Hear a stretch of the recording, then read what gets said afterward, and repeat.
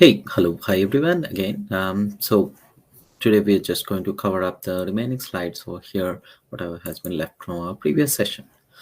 So in our previous session, we have learned about what an object-oriented programming, what is an object, what is a classes, what is an encapsulation. So we have looked at a few first object-oriented programming class, and then the differences between the private and then the public access, some driver program to run your the classes to create some objects and then make sure that you are able to run it from your driver class. And then we have looked at some, how do we call a method, how are we call, what is a calling object, what is a this reference, some default values, variable persistence. So let's look at the remaining stuff over here, so which is return statements. What is the void return type, empty return statement, argument passing. So what are these three methods here? So let's go over. Okay, I'm jumping all the way to the void return type. So any method, if it is not returning any value, then we set that as a void. So if you look at the previous one, so we have the get age method, which is returning up an integer. So it is returning up this dot age. So this is an integer type. And when you call up this particular method, the get age, it is going to return you the age of a particular person here, or the mouse. And if you are not returning anything, so then that's where we'll be using a return type of a void.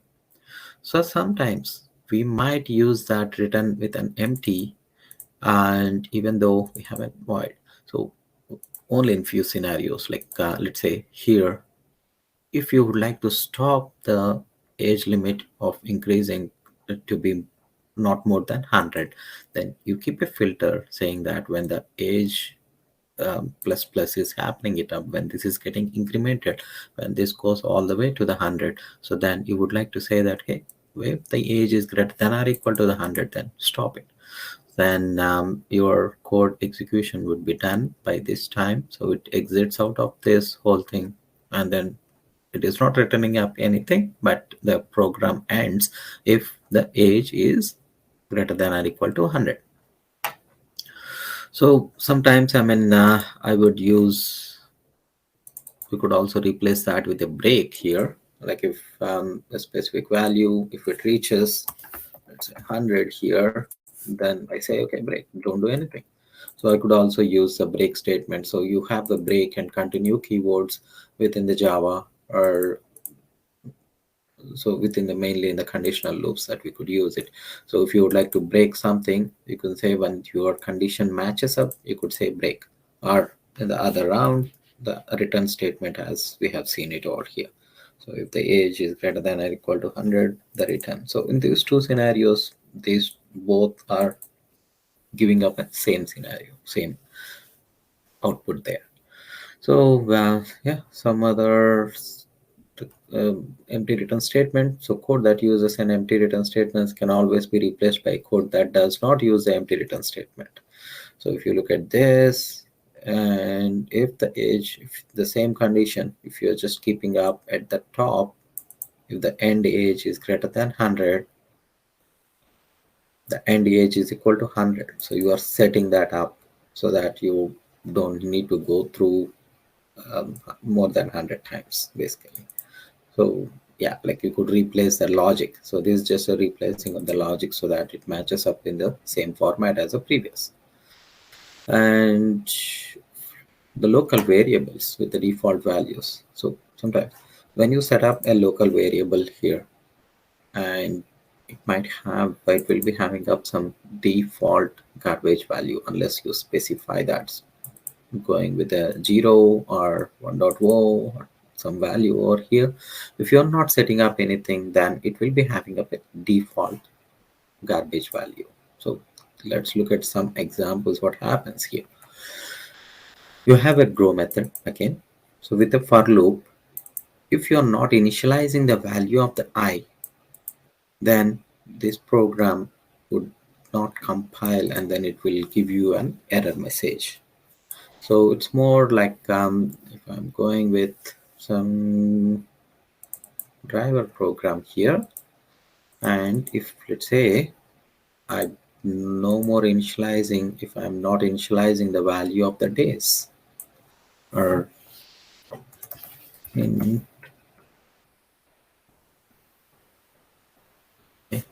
so I don't have any value set for the temp value, at least for the days. I'm taking it at a later stage as part of the scanner, and then I'm printing that out, right? But here, if you look at the warning that it is showing me up, the value of the local variable temperature is not used. And then by this time, when it has been declared, so it has got some garbage value. So let's say if I'm trying to print this out and I want to print the value of the temp, let's see how does the compiler would do. If you look at this, hey, it's complaining me saying that the local variable temp value may not have been initialized. So it is giving me up a compiler, uh, generating a compiler error, right? Like variable I may not have been initialized. So the same thing would be happening up over here if you are not initializing it, because the local variable default value would be some garbage there. So when I say the local variable, yeah, like within my main method, so I have declared some local variable here. And when I'm trying to print that, so it's obviously it is going to throw me an error saying that, hey, you have not initialized a specific value to your variable. Okay. So how long it's being persistence, the local variable persistence? As soon as your method that passes out, you won't be seeing that value anymore.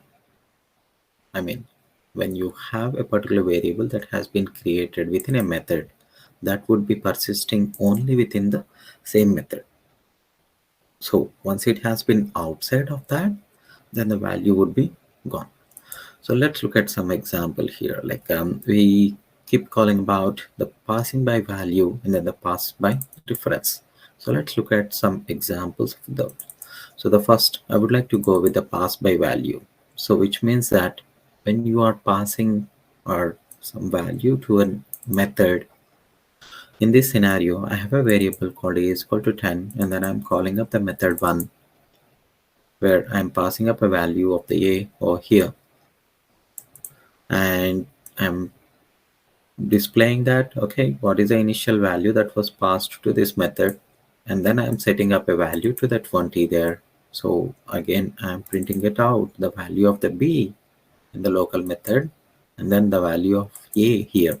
Let's see what it is printing it up, and then you can see how or what's happening there. So if you look at that, the initial value that passed to this method is 10. Yes, that is right. And then we have updated the value to the 20, which is in the still in the local here. So now it's going to print me saying that, okay, value of b in the local method is at 20. And when it goes back here, I don't have, the value has not been persisted.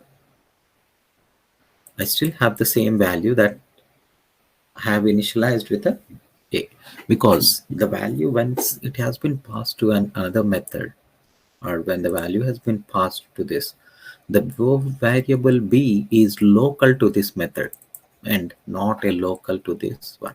So this is a separate main method, and then this is a separate static void method 1. So I have the variable value of a is set as a 10. So now let's look at the pass by reference. So I have created up some mouse object, and then I have set the age is equal to 10. And I'm passing a value by reference. When I say by reference, everything with an object oriented, we are able to persist the value. If you look at this, I have the AOBJ mouse age is equal to 10. So I'm passing the mouse object completely. Okay, I'm not just passing the age. If you look at clearly, I'm just passing the complete mouse object. And then once it has been passed to the reference method, when I'm trying to print the initial value, and then I have updated my value of the age to the 20, and I have received When I try to run this particular program here, I have received the value of age after updating is 20, which makes sense, even the same local method also. But again, if you look at here, the value of the age after calling the reference method is also 20, right? The reason it has, we actually pass the object as a reference, so the value of the age has been for this particular object has been persistent. So the same value is being printed out here. That is the main difference between a pass by value. When you are just passing a value, it doesn't persist on your main method from wherever you are calling. Whereas if you are passing an object, which means that you are passing a reference of that. So that's the reason it is actually storing the value of an age. Going back to the scenario here, local variables per system. Now look at the argument passing. So which is what we just spoke about, whether we are passing up and pass by value or pass by reference. So if you look at the all the primitive data types, whenever we are passing those values, they are always a pass by value. And then whenever you are passing up some reference data types, which is like an objects or strings mainly, and they are all reference types. So mainly with an object, wherever you have the connection to the memory location of that particular object, it is being passed as an address of the particular object has been passed to the method. So if you're going back to my previous scenario, when I'm passing it up by reference method, I'm actually passing out internally what is happening it up is the address of this particular obj has been passed. So irrespective when I'm whether I'm calling it as a new mouse or old mouse, it is being pointing to my exact same address that the obj mouse has been created. So since it has been pointing to the same address, I'm updating the value in that memory location. So my new mouse dot age also has been updated. Whereas in the pass by value, whenever we pass a value by a local method here, so the value of this particular integer b is just within the same over here itself. Once it comes out of this, we never know what is the value of b. It might have been wiped off completely from the memory, right? So that's the same difference over here.